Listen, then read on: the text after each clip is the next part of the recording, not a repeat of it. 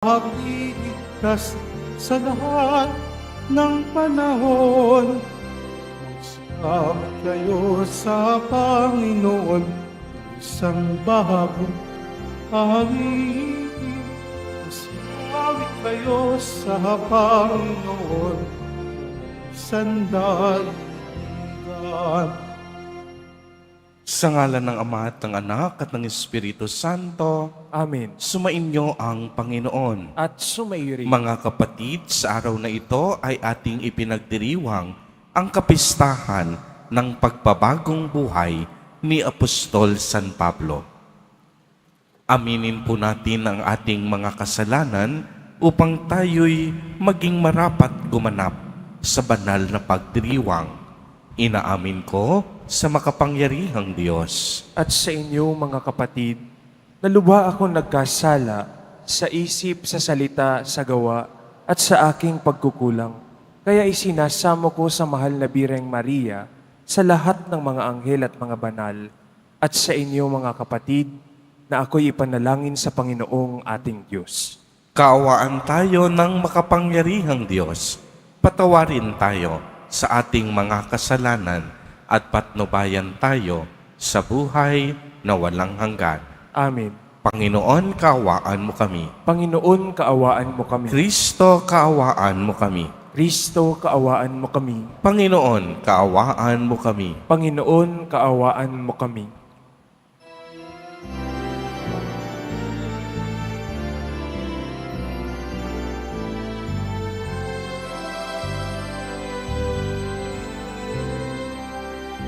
Papuri sa Diyos sa kaitaasan at sa lupa'y kapayapaan sa mga taong pinalulugdan niya. Inupuri ka namin, di hinarangal ka namin, sinasamba ka namin, pinagbubunyi ka namin, pinasasalamatan ka namin, dahil sa dakila mong angking kapurihan. Panginoong Diyos Hari ng langit, Diyos Amang makapangyarihan sa lahat, Panginoong Jesucristo, buktong na anak, Panginoong Diyos, Kordero ng Diyos, Anak ng Ama, ikaw na nag-aalis ng mga kasalanan ng sanlibutan. Maawa ka sa amin, ikaw na nag-aalis ng mga kasalanan ng sanlibutan. Tanggapin mo ang aming kahilingan, ikaw na nalulukmo sa kanan ng Ama. Maawa ka sa amin, sapagkat ikaw lamang ang banal, ikaw lamang ang Panginoon, ikaw lamang, O Jesucristo, ang kataas-taasan, kasama ng Espiritu Santo, sa kadakilaan ng Diyos Ama. Amen, amen, amen. Manalangin tayo. Ama naming makapangyarihan, tinuruan mo ang sanlibutan sa pangaral ni Apostol San Pablo. Ipagkaloob mong sa aming pagdiriwang ngayon ng kaniyang pagbabagong buhay, kaming mga nagsisikap magbago para makatulog sa iyong tulong ng kaniyang halimbawa ay maging mga saksi nawa ng iyong katotohanang maaasahan sa daigdig na ito sa pamamagitan ni Jesucristo kasama ng Espiritu Santo magpa sa walang hanggan. Amen. Magsiupo muna ang lahat.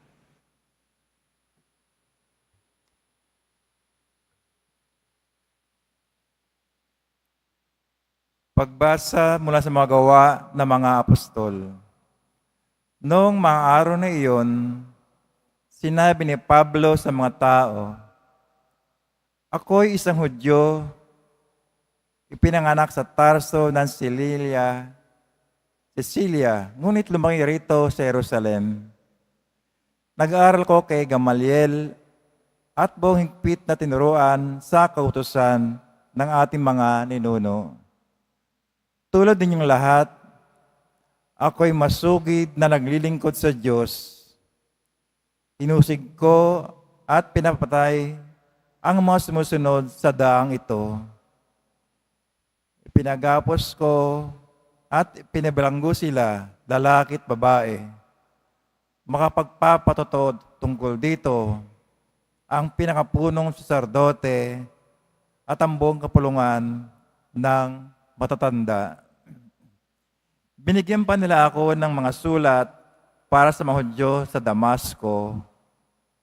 At pumunta ako roon upang dakpin ang mga tagasunod doon at dalhin dito sa Jerusalem upang parusahan.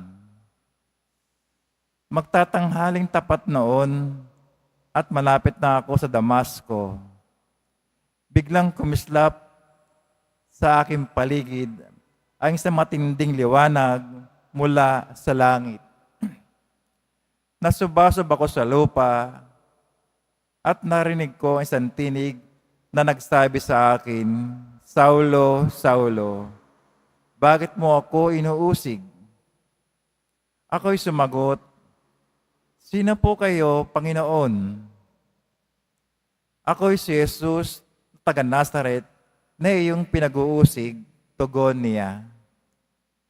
Nakita ng mga kasama ko ang liwanag, ngunit hindi nila narinig ang tinig na nagsalita sa akin. At akin din tinanong, "Ano po ang gagawin ko, Panginoon?" Ang tugon sa akin, "Tumindig ka at pumunta sa Damasco. Sasabihin sa iyo roon ang lahat ng dapat mong gawin." Nabulag ako dahil sa kaningningan ng liwanag na iyon. Kaya't ako'y inakay na lamang ng mga kasama ko papasok sa Damasco. May isang lalaki sa Damasco ng pangalay Ananias. Siya'y taong may takot sa Diyos, tumutupad sa kautusan at ginagalang ng mga Hudyong naninirahan doon.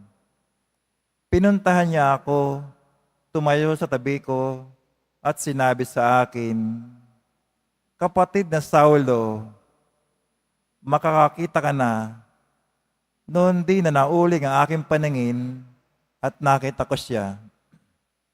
Sinabi pa niya, "Hinirang ka ng Diyos na ating mga ninuno upang mabatid mo ang kanyang kalooban, makita ang kanyang banal na lingkod, at marinig ang kanyang tinig. Sapagkat ikaw ay magiging saksi niya upang patotohanan sa lahat ng tao ang iyong nakita at narinig. At ngayon, huwag ka na magatubili, tumindig ka, tumawag ka sa kanyang pangalan at magpabinyag, at magiging malinis ka sa iyong mga kasalanan." Ang salita ng Diyos. Salamat sa Diyos. Humayot dalhin sa tanan, mabuting balitang aral. Humayot dalhin sa tanan, mabuting balitang aral. Purihin ang poon, dapat na purihin ng lahat ng bansa. Siya ay purihin ng lahat ng tao sa balat ng lupa. Humayot dalhin sa tanan, mabuting balitang aral. Pagkat ang pag-ibig na ukol sa ati dakila at wagas, at ang katapatan niya ay walang wakas. Humayot dalhin sa tanan, mabuting balitang aral. Magsitayo pang lahat.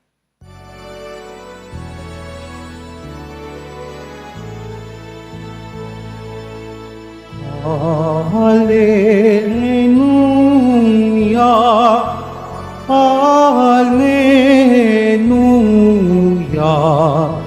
Hallelujah,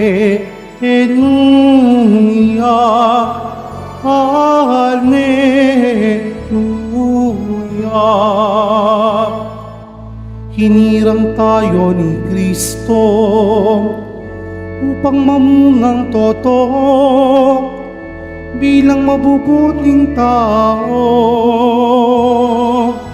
Hallelujah, Hallelujah, Hallelujah, Hallelujah.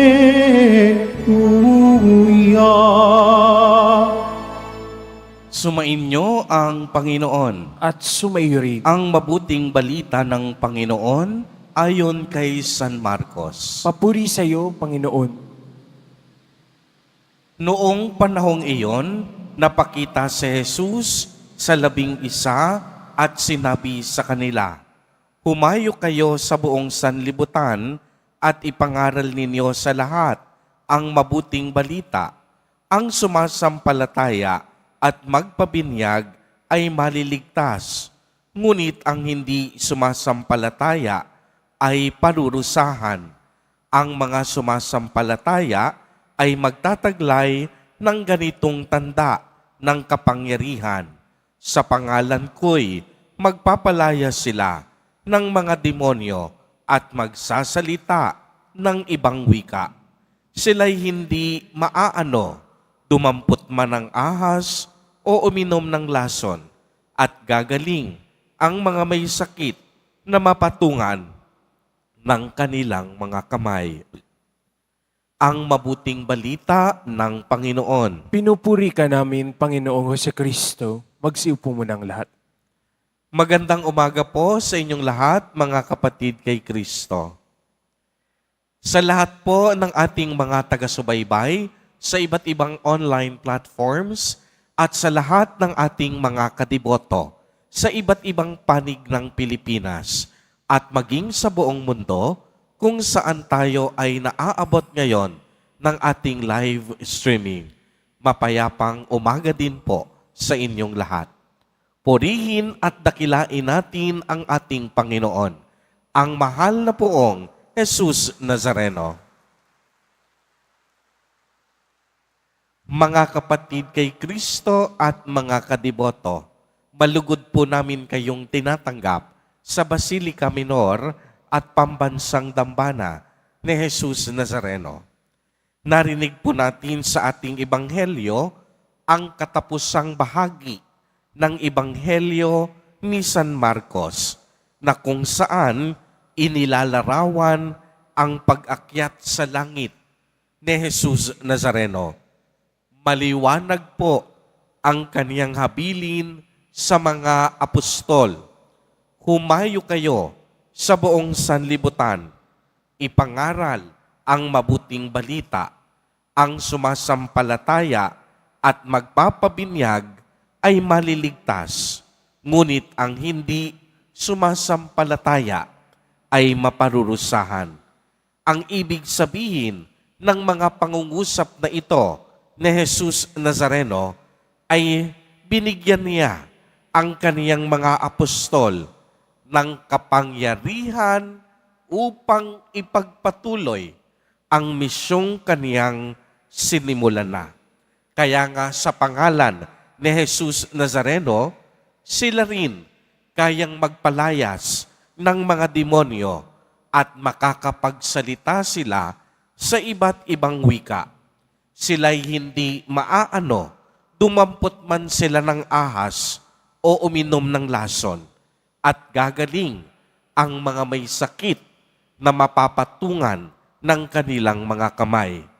Kaya nga sa ating pagninilay noong mga nagdaang araw, sinabi natin na kung ating mapapansin, simple lang ang pinagmulan ng mga apostol. Hindi sila sikat. Wala silang dugo ng pagiging hari. Hindi sila mayayaman sa lipunan. Mga ordinaryong tao lamang ang mga apostol ni Jesus. Ngunit pinagkatiwalaan sila at binigyan ng kapangyarihan ni Jesus Nazareno upang ipagpatuloy ang gawaing pangkaligtasan ng Diyos. Bagamat simple ang pinagmulan, masasabi nating si Jesus mismo ang siyang pumili at tumawag sa kanila. Kaya ang maganda naman dito, ang nangyari sa kanilang buhay, kinaawaan at kinahabagan sila sa kanilang mga kasalanan. Kung inyong mapapansin, ang ilan sa mga apostol itinuturing na makasalanan. Isa na dito, si San Mateo, isang publikano, maniningil ng buwis. Ngunit sa kabila ng kaniyang pagiging makasalanan, kinaawaan at kinahabagan siya ng Diyos. Kaya anong ginawa ng mga apostol? Ang unang-unang ginawa nila ay nagbalik loob sila sa Diyos at pinili na nilang ialay ang kanilang buhay sa paglilingkod. Kaya nga kung inyo ring mapapansin, hindi naging madali ang buhay ng mga apostol dahil pagkatapos ng kamatayan ni Jesus Nazareno, naranasan nila na magmisyon sa iba't ibang lugar at bansa. Naranasan nilang mapagtabuyan, kutyain ng mga tao at hindi tanggapin sa napakaraming mga bayan. Ang ilan nga sa kanila namatay bilang mga martir. Ibinuwis ang kanilang buhay sa ngalan ng pag-ibig, pananampalataya at misyong ipagpatuloy ang pinagkatiwala sa kanila ni Jesus Nazareno. Dito, lagi ko pong pinauulit-ulit na mapapansin natin na ang misyon galing sa Diyos. Noong mga nagdaang araw, ito ay aking binigyang diin na ang misyon ay ating pakikibahagi sa misyon ng Diyos. Ang misyon galing sa Diyos, hindi galing sa tao. Hindi pa tayo nililikha ng Diyos, nagmimisyon na ang ating Panginoon. Ginagawa na niya ang sanlibutan, nagmimisyon na siya. Kaya nga ang misyon ay pakikibahagi lamang natin sa mga gawaing ito ng Diyos. Kaya nga binigyang diin ko rin that mission flows from the heart of God. Ang misyon ay bumubukal at umaagos sa puso ng Diyos. Dahil wala pa ang sanlibutan, ang Diyos natin gumagawa na ng misyon. Si San Pablo, ngayong araw na ito, ating ipinagdiriwang ang kaniyang pagbabagong buhay. Si San Pablo ay isang Pariseyo na dating nangunguna sa pagtutuligsa sa ating simbahan. Ngunit anong nangyari kay San Pablo? Narinig natin sa unang pagbasa, naging kaanib siya ni Jesus Nazareno pagkatapos niyang makita ang liwanag ng muling nabuhay na Panginoon. Ang dating imposibleng magbalik loob, ngayon naging tagapagtanggol pa ng ating simbahan. Mga kapatid kay Kristo at mga kadiboto, tayong lahat din po ay binibigyan ng Diyos ng pagkakataong magbago tulad ng mga apostol at ni San Pablo. Huwag po nating sayangin ang pagkakataong ito na magbago tayo ng takbo ng ating buhay at pag-iisip. Huwag tayong mawala ng pag-asa. Hindi sila nagdalawang isip na masilayan ang tunay na liwanag. Hangarin din natin na masilayan natin ang tunay na liwanag sa ating buhay. Kaya nga't walang ibang liwanag kung hindi si Jesus Nazareno. Kaya tayo rin bilang saksi ng kaniyang liwanag, magliwanag din tayo sa pamamagitan ng ating pagbabago at pagpapanibago ng ating puso at buhay. Amen. Purihin at dakilain natin ang ating Panginoon, ang mahal na poong Jesus Nazareno.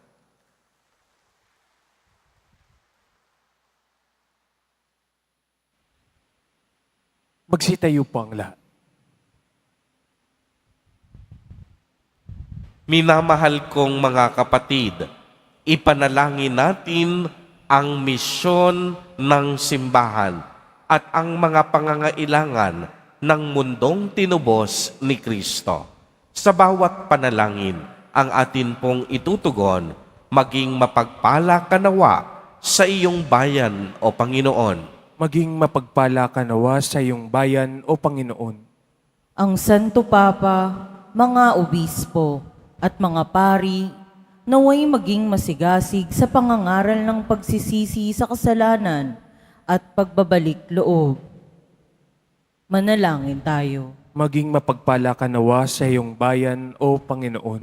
Ang mga misyonero, naway magkaroon ng tapang na ipahayag ang Ebanghelyo maging sa mahihirap na pagkakataon at mapanganib na lugar. Manalangin tayo. Maging mapagpala ka nawa sa iyong bayan o Panginoon. Ang mga nag-aalinlangan at nasisiraan ng loob, naway matuklasan ng walang hanggang katotohanan na walang iba kundi si Kristo. Manalangin tayo. Maging mapagpala ka nawa sa iyong bayan o Panginoon. Ang mga matatanda, nangungulila at may sakit, naway makatanggap sa kanilang paghihirap ng ginhawang tulad ng pag-ibig ng Diyos.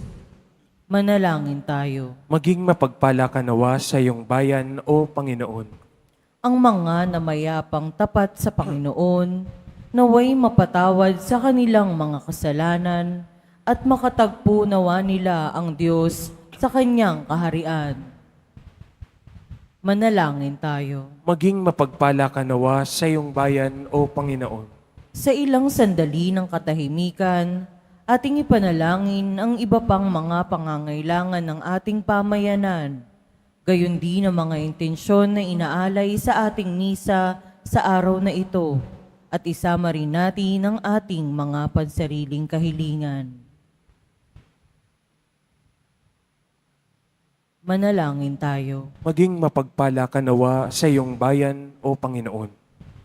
Isama po natin sa ating mga panalangin ang mga kapatid at kadiboto natin na nagdiriwang ng kanilang kaarawan sa araw na ito, ang mga mag-asawang nagdiriwang ng anibersaryo ng kanilang mga kasal, ang mga kaibigan at kamag-anak natin na may sakit at may malubhang karamdaman, gayon din ang mga pamilyang nagugutom at walang makain, naway ingatan, patnubayan at basbasan silang lagi ni Jesus Nazareno.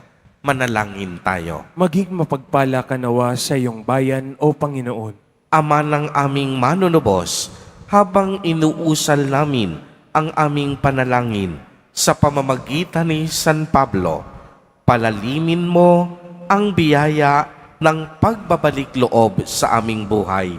Hinihiling namin ito sa pamamagitan ni Kristo na aming Panginoon. Amen. Magsiupo muna ang lahat.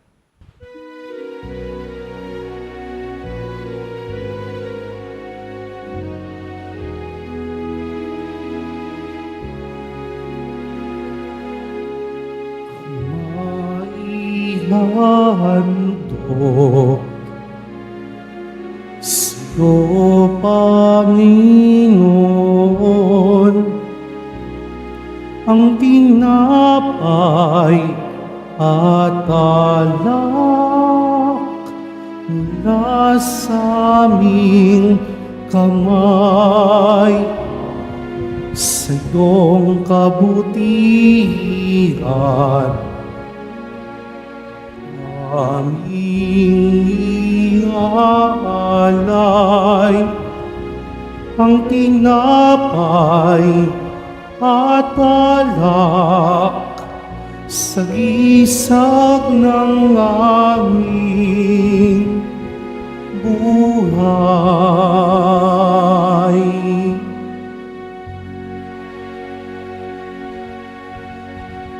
Magsitayo po ang lahat.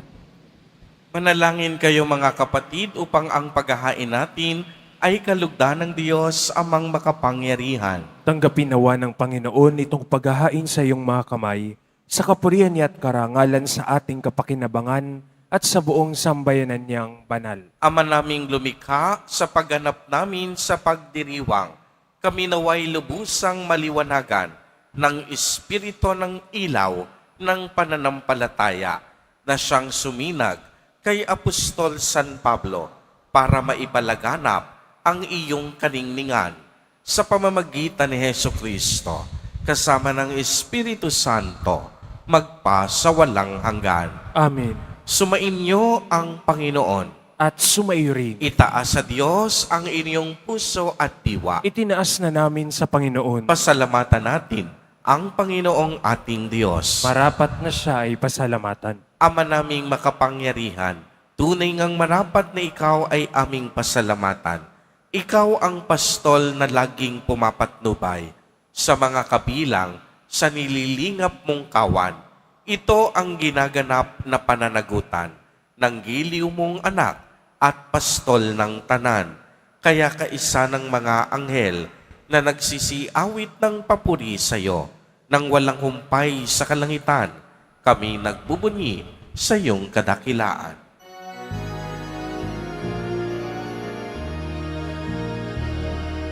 Santo, Santo, Santo, Panginoong Diyos ng mga hukbo, nabubuno ang langit at lupa ng kadakilaan mo. Hosana, Hosana, Hosana sa kaitaasan. Hosana, Hosana, Hosana sa kaitaasan. Pinagpalang na paririto sa ngalan ng Panginoon. Hosana, Hosana, Hosana sa kaitaasan. Hosana, Hosana, Hosana sa kaitaasan. Lumuhod po ang lahat. Ama naming banal, ikaw ang bukal ng tanang kabanalan. Kaya't sa pamamagitan ng iyong espiritu ay gawin mo pong banal ang mga kaloob na ito upang para sa amin ay maging katawan at dugo ng aming Panginoong Jesucristo. Bago niya pinagtiis ang kusang loob na maging handog, hinawakan niya ang tinapay, pinasalamatan kaniya. Pinaghati-hati niya iyon, iniabot sa kaniyang mga alagad at sinabi, "Tanggapin ninyong lahat ito at kanin. Ito ang aking katawan na ihahandog para sa inyo."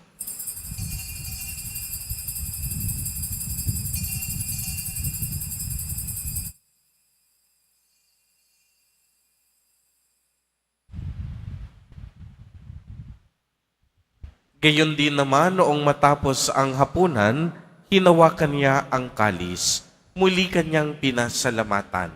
Iniabot niya ang kalis sa kaniyang mga alagad at sinabi, "Tanggapin ninyong lahat ito at inumin. Ito ang kalis ng aking dugo, ng bago at walang hanggang tipan. Ang aking dugo na ibubuhos para sa inyo at para sa lahat sa ikapagpapatawad ng mga kasalanan. Gawin ninyo ito sa pag-alaala sa akin."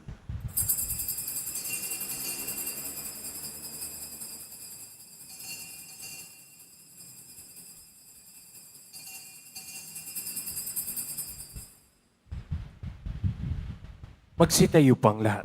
Ang misteryo ng pananampalataya. Si Kristo'y namatay, si Kristo'y nabuhay, si Kristo'y babalik sa wakas ng panahon.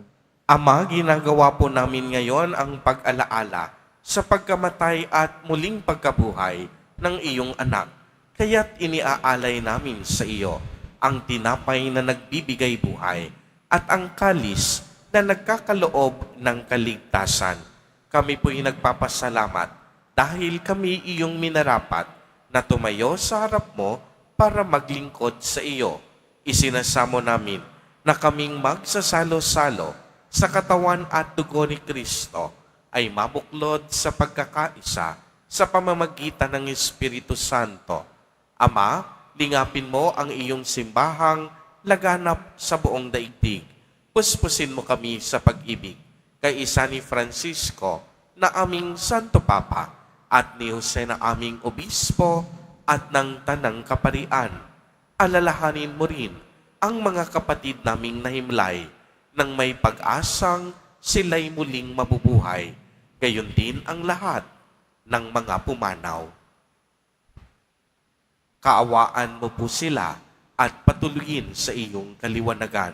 Kaawaan mo at pagindapatin kaming lahat na makasalo sa iyong buhay na walang wakas, kaisa ng mahal na Birheng Maria na Ina ng Diyos, ng kabiyak ng puso niyang si San Jose, kaisa ng mga apostol, at ng lahat ng mga banal na namuhay dito sa daigdig ng kalugod-lugod sa iyo, maipagdiwang nawa namin ang pagpupuri sa ikararangal mo sa pamamagitan ng iyong anak na aming Panginoong Hesukristo. Sa pamamagitan ni Kristo, kasama niya at sa Kanya, ang lahat ng parangal at papuri ay sa iyo, Diyos amang makapangyarihan, kasama ng Espiritu Santo, magpa sa walang hanggan. Amen. Amen. Amen. Amen. Amen. Amen. Sa tagubili ng mga nakagagaling na utos at turo ni Jesus na Panginoon natin at Diyos, ipahayag po natin ng lakas sa loob. Ama namin, sumasalangit ka. Sambahin ang ngalan mo, mapasa amin ang kaharian mo, sundin ang loob mo dito sa lupa para ng sa langit. Bigyan mo kami ngayon ng aming kakanin sa araw-araw at patawarin mo kami sa aming mga sala para ng pagpapatawad namin sa nagkakasala sa amin. At huwag mo kaming ipahintulot sa tukso at iadya mo kami sa lahat ng masama. Hinihiling namin na kami iadya sa lahat ng masama. Pagkalooban ng kapayapaan araw-araw, iligtas sa kasalanan at ilayo sa lahat ng kapahamakan. Samantalang aming pinananabikan ang dakilang araw ng pagpapahayag ng tagapagligtas naming si Hesukristo. Sapagkat iyo ang kaharian at ang kapangyarihan at ang kapurihan magpakailanman. Amen. Panginoong Hesukristo, sinabi mo sa iyong mga apostol, kapayapaan ang iniiwan ko sa inyo. Ang aking kapayapaan ang ibinibigay ko sa inyo. Tunghayan mo ang aming pananampalataya at huwag ang aming mga pagkakasala. Pagkalooban mo po kami ng kapayapaan at pagkakaisa ayon sa iyong kalooban, kasama ng Espiritu Santo, magpa sa walang hanggan. Amen. Ang kapayapaan ng Panginoon ay laging sumainyo. At sumaiyo rin. Magbigayan po tayo ng kapayapaan sa isa't isa.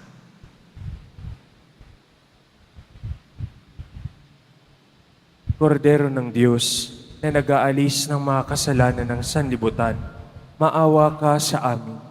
Kordero ng Diyos na nag-aalis ng mga kasalanan ng sanlibutan, maawa ka sa amin. Kordero ng Diyos na nag-aalis ng mga kasalanan ng sanlibutan, ipagkaloob mo sa amin ang kapayapaan. Magsiluhod po ang lahat. Ito ang kordero ng Diyos. Ito ang nag-aalis ng mga kasalanan ng sanlibutan. Mapalad ang inaanyayahan sa kaniyang piging. Panginoon, hindi ako karapat-dapat na magpatuloy sa iyo, ngunit sa isang salita mo lamang ay gagaling na ako.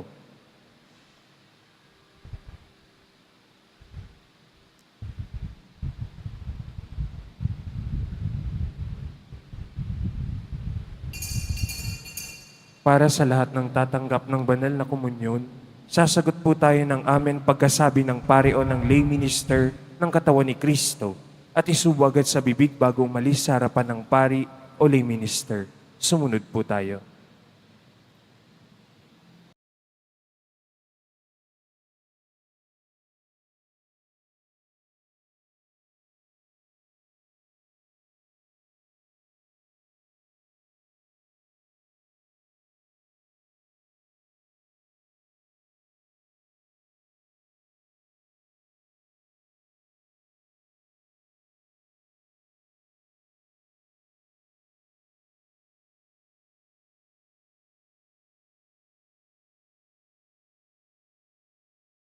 Magsitayo po ang lahat. Manalangin tayo. Ama naming mapagmahal, ang pinagsaluhan naming banal na pakikinabang ay siya nawang magpaalab sa ningas ng pagmamahal na lubhang dumarang kay Apostol San Pablo para sa kaniyang mapagmalasakitan ang lahat ng mga pagtitipon ng iyong sambayanan sa pamamagitan ni Hesukristo, kasama ng Espiritu Santo, magpasawalang hanggan. Amen. Sumainyo ang Panginoon. At sumairi. Pagbabasbas, mahal na poong Jesus Nazareno, inihayag mo sa pamamagitan ng krus ang walang maliw na pag-ibig ng Diyos sa sangkatauhan. Pakinggan mo ang kahilingan, lalo na para sa nangangailangan ng iyong tulong at awa. Makamtanawa namin ang iyong kasagutan na may utang na loob na tinatanaw. Basbasan din po ninyo ang mga imahen, ang mga panyo at mga dasalan upang lalo kaming manalangin at magtiwala. Sa pamamagitan ng bendisyon na ito, naway lalo kaming maging mapaglingkod, masunurin at tapat sa iyo na aming maluwalhating Panginoon, magpasawalang hanggan. Amen. At pagpalain po kayong lahat at ng inyong buong pamilya ng makapangyarihang Diyos, Ama, Anak, at Espiritu Santo. Amen. Humayo kayong taglay ang pag-ibig at kapayapaan ng poong Jesus Nazareno. Salamat sa Diyos.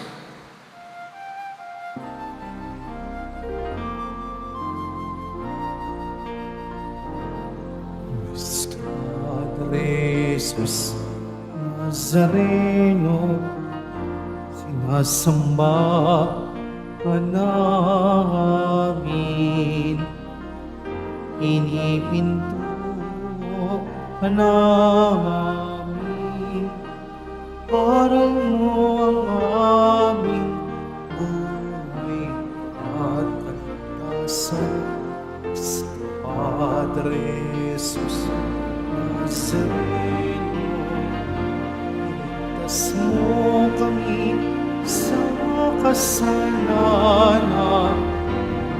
Ang puso namatayan ay sa isang lang kaligtasan. Nuestro Padre Jesus Nazareno, dinarangal